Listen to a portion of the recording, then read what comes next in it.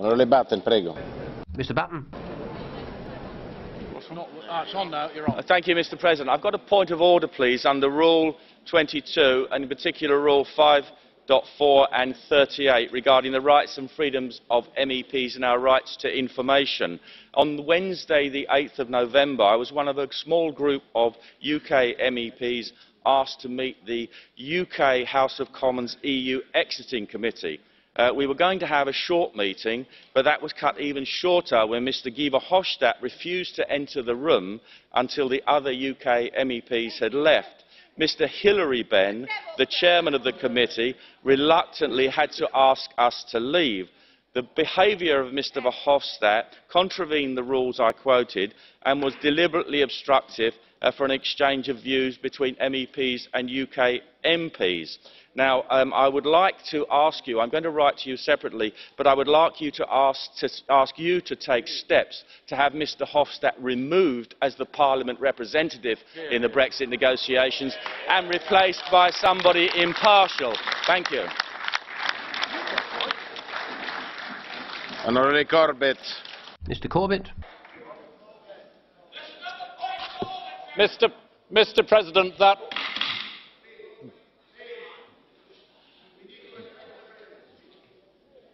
there is before Mr. Corbett and then you. Okay?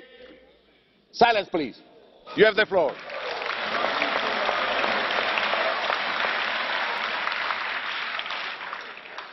Mr. President, with respect, what we have just heard is totally inaccurate. The House of Commons Committee on Brexit was indeed in the European Parliament and conducted a series of meetings with British members from the different parties, with Mr. Verhofstadt and the Brexit team, and with others. They did not indeed allow participants in one meeting to stay on to listen to what happened in the next of their meetings. That is perfectly reasonable and normal.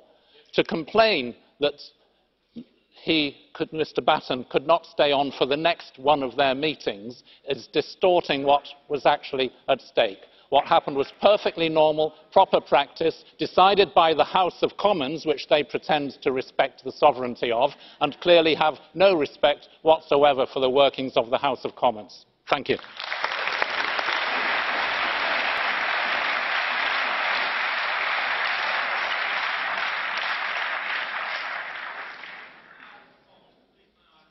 Onorevole Coburn, ha parlato, si siede. Onorevole Coburn, per favore. Mr. Coburn. Grazie, President. Grazie, Signor Presidente. Governor Jerry Brown came here and gave us an interesting talk, but we all made our contributions. I made mine, and I was looking forward to seeing it on the Parliament's TV thing. Sadly, I was excluded, as was Mr. Lundgren, and also Stephen Wolfe, I believe, was also excluded. And it gave rather the impression that the entire Parliament favoured the CO2 method of global warming. Now, that really isn't the case, and it makes it look as if the Parliament is being managed. Now, I know you, sir, and one of the reasons I voted for you, and I think you're a good man, is that you promised to protect minority views, and I know that you do.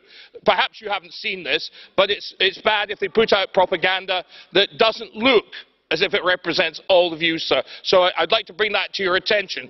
Thank you very much, sir. Prego. You have the floor. Honourable Foster. Yeah, thank you very much, President. Just a point of clarification, if I may. I was present at the meeting when the House of Commons committee came to talk to us. And actually, our colleague across the chamber is not correct, because the chairman of that committee, Hilary Benn, was quite relaxed about the MEPs who were present, who we'd had a brief discussion before with, about them remaining in the meeting with Mr. Verhofstadt. So that is just a point of clarification. The House of Commons committee, led by Hilary Benn, were quite happy for the MEPs, including the British ones, to be present at the next meeting. It was Mr. Verhofstadt, it's obviously his choice, who had decided or determined that the MEPs should not remain. I will leave you with that thought. Thank you very much. Bene, passiamo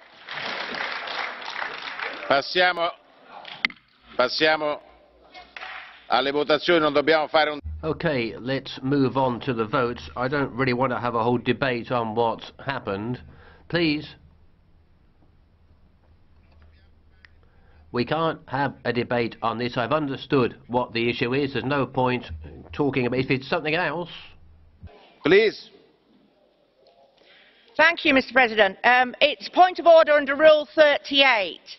I actually have learnt that Mr. Barnier met with the GUI yesterday to discuss Brexit. He has made no effort at all to speak with the EFDD as a group. Now, you know that Verhofstadt has excluded all Eurosceptic groups from the Brexit Steering Committee. Please instruct them to include all MEPs in their discussions. If we don't have the information, we cannot express an opinion, and then that's a restriction of our rights. Thank you. Passiamo. Onorevoli colleghi, ho il piacere non... Colleagues, please, let's not have a debate on this. I fully trust Mr. Verhofstadt, as does the vast majority of the House, and I agree with that position. Now, allora, onorevoli colleghi. Colleagues, let's be clear here. Let's be very clear. I've always respected all the opinions expressed in this House. But I won't tolerate the House becoming a circus.